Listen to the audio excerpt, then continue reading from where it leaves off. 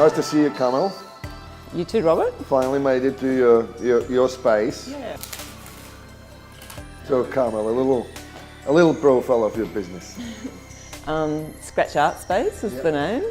That was basically referring to a point of time in my life where I was starting from scratch. So that's where the name came from. Scratch Art Space, the brand that I'm building, is really about a dynamic space that's safe, and it's not fluffy art. It's kind of about, it's not serious either. It's definitely about relax. It's just about tapping into creative pursuits. Okay. I decided that I wanted to make it a dynamic art space in Marrickville, which I knew was an up-and-coming creative area. So I installed a gallery, just a small gallery. I'm not really interested in becoming a dealer or anything like that, but I wanted to provide opportunities for young fine artists who had just graduated, particularly postgraduate students, and it's an opportunity for them to exhibit in Sydney, and if they're regional artists, because I do target regional artists as well. And they exhibit in Sydney. They begin to build their resume and their CV and their experience. So you've got resident artists who rent some space at you. Yes, yeah. You're also running gallery space for up-and-coming artists. Yeah. And then you run workshops as well. And that's the third part of the project, which I've just started focusing on intensely this year. That is the part of the project that's going to really elevate the space, I think, financially, as well as making it quite dynamic. Look, I mean, my dream for it is to create a little micro economy here, where the resident artists renting studios are renting their studios at a commercial price, but I'm offsetting it by providing them with the opportunity to run art workshops upstairs. Nice. Okay. And then along with the gallery as well. So that's my long-term plan. So this is a little bit of an experiment because a lot of art spaces depend on government funding. So it's an experiment in seeing whether art spaces like this can actually survive independently. What made you go into the arts in the first place yourself? I think it was a bit of a calling eventually. Like, I mean, it wasn't, when I was young I got kicked out of art classes because I was very active, and I travelled when I left school. I just travelled for probably 10, 15 years. I didn't realise that I had that passion. I think I travelled looking, seeking in a way what I wanted to do. For me it's really about, because I've done office work before a long time ago, before I went onto this creative path, and I know what it's like to sit in front of a computer all day. And it's really, and I actually believe that we're all creative and we all crave to do something creative. And for some people that's sport, for some, other people it can be a range of things. But I think people are quite scared of fine art, like drawing and painting. They think it's really difficult, and it's not. If you have good training, if you have really good trainers, people have been educated in skills-based arts training, and that's what I really love, and that's what I'm targeting. That's my passion about it. So you providing the training yourself? I do some of them, yeah, but I also have an array of artist friends who give workshops as well. People work such long hours now, they find it really difficult to commit to a 6 or 8 week course. I have tried running it. It was a life drawing one, which is quite intense, and they were so tired they couldn't pick up anything. And so I decided to create this drop-in Saturday afternoon, charge by the hour. They drop in, there's an artist on hand that they can consult with. If you've got absolutely no idea what you want to do, well, I've got some really basic exercises that art schools teach that are really effective exercises on how to see and how to start learning to draw, basically. Or people might have their own projects that they're stuck with, and then they can bring those projects in and they can get professional advice. And what gives you the confidence to go out there and actually say to people, look, it's quite easy, let me show you how to do it? I know that from experience, and I also know now from having people coming here and just giving them really simple exercises. Like, they're simple exercises, but the most difficult thing about them is actually the mind. Yeah. They're exercises that are designed to learn to see And to do that, you actually have to shift the mind that's commenting all the time. It needs to be moved out of the way to really connect with what you're drawing. Yeah. So I always start with those exercises. And I sort of found, like working with some artists in the past as well, they find it quite hard actually to look at themselves as a brand, as a business. Yeah. Right? So what do you think has changed in your perspective along those lines? Has it helped you establishing a brand?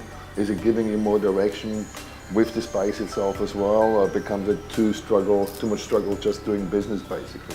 It takes a lot of time doing business, but I'm still have my hand in the studio, and me as a practicing artist is actually part of the brand of this business, I think.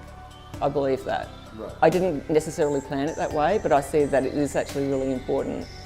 Apart from my personal... You mean like you're putting the face to the business, somebody can yes, connect that's that right. space I'm not a businesswoman, I'm an artist. Right. Yeah, Okay. and I think that's really important for this business. I think it really makes a distinction between me and other small art schools in Sydney. Right. And I have a really good understanding of what it's like to be someone who comes in, because it's actually quite a vulnerable practice, coming into a space, and I think that's why people are a bit scared of it, because you do expose yourself a little bit. And that judging voice comes to the forefront, and that's very confronting for people. But I know how to get people through that. What's your usual customer recruitment process? Where you're going out there and introducing them for different events to try to get them drawing themselves, or you go into workshops somewhere else? What's the recruitment process for you? For clients, basically just online networking through Facebook, Instagram, LinkedIn. Right. So you've got quite a presence in social media. Yes, I do. I have a very good. Everything's been organic. Right, nice. That's part of my brand. Yeah. I believe in being authentic, and I only want to work with people who are authentic as well. Right. And so all my followings have been organic, and I've slowly built that up over since 2012, and that's now getting to that point of leverage where it's actually working for me now. But I want as many people to come in here as possible, because I think it's such a wonderful thing to do. What do you think changed the most since you started your course at M&M as well, participation there? Definitely building up a structure for myself. Because I think that's one of the challenges for artists, is that we do have structure, but it's an ambiguous structure. And but doing a business, it does need to be quite structured. And it's really like with the marketing, for instance, like I was amazed that there was a certain structure to that. Yeah, okay. And it really helps learning that structure. So when you're saying amazed that there was a structure, you mean like how to build a brand for yourself? Is that the part you're talking about? More I think the planning, the strategy and planning. Right. Yeah. Okay. That was like such an eye-opener to me. Marketing was always a mystery. I could do all the online networking and things like that, but it didn't really have structure. It had lots of work and chipping away at it, and numbers were building, but it just didn't have the strategies that are actually really needed for marketing. As an artist, I did find it really hard to sell my own work and brand myself, because it's so close to what you do. So you want to keep the art because you feel like an emotional attachment to your art? Is that the problem? Definitely, but it's also like you actually really need to start seeing yourself quite objectively.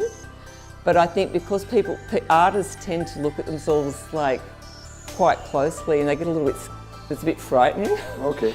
And so that's the vulnerability about opening that out. But I think what it is actually, if you do see yourself quite objectively, you actually see your work a lot more objectively as well. So it's not just a business skill, it's actually a really good skill, creative skill as well. Right. The branding part of selling art, the value of it is that you actually learn so much about yourself when you start seeing yourself as a different entity.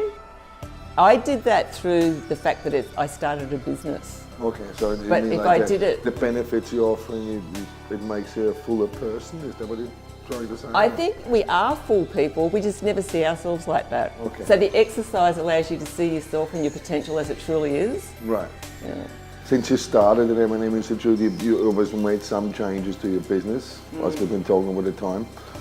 You came up with some solid marketing strategy to promote the business, the space itself as well. Well, I knew I needed more business skills, and I didn't really want to go to TAFE. Right. And for lots of different reasons. And so I started looking at private schools, but M&M just, I don't know, it just stood out. It just sort of, it's, in a way, M&M chose me, I think. Okay, that's really what we're trying to do. Yeah. And I think that's the trick with keeping the message very, very narrow as possible. This is what we do. Yeah, I think and so. nothing else, you know? Yeah, I love that they're, not just that they're mostly international students, but they're international students who are really passionate about doing something entrepreneurial, and I love the guts of those students doing that in a foreign country. But I also kind of get that when you leave your home country, you do have a freedom to kind of reinvent yourself. You don't have to package with you. Yeah, that's right. So I actually love being in that atmosphere, in that environment. That really, I get to step into that, and I really enjoy that. I'm encouraging as many people as I can to go and have a look at M&M. And it's very hard for small businesses to sign up for something like that. It is. But I think that the value of it. Besides work, how you trade off your lifestyle? I mean, is there things outside the art you really enjoy doing, and you're placing some certain time commitment, saying, this is my time, I'm not working on this space? I do. I've just moved about 45 minutes south of Sydney, and that actual removal of this space, I used to live quite close by, and I was just here all the time. Okay. So now I split my week. I'm here most of the week, but I have a place where I can go and be quiet. Like a retreat. A retreat, and that's where I do all my marketing, things like that. But down there, I don't force myself to work. I do end up working quite a lot, but it's like I can go for a swim in the ocean, I can go for a bushwalk. A space to think. Yeah, it's a space to think, and I love that environment. This is another important thing. Most people don't realise the time they actually take out to think. That's when you're really making the money. Yeah, walking is amazing for allowing ideas to bubble up, and yeah, it's really important. So I still try to maintain the rule on Fridays I don't work. It's my think tank. Yeah, right. It's very important. Yeah. This is when you're making the decisions and you get the distance as well. Thanks again for participating in the program. Yeah, thank you. Lovely space here. Thank Hope you. you're going to continue on the successful path and afford you all the things you really want for yourself as well. It's been awesome. Perfect. Carmel, Yeah. if you can help in any way in the future, you know where to find us. Oh, absolutely.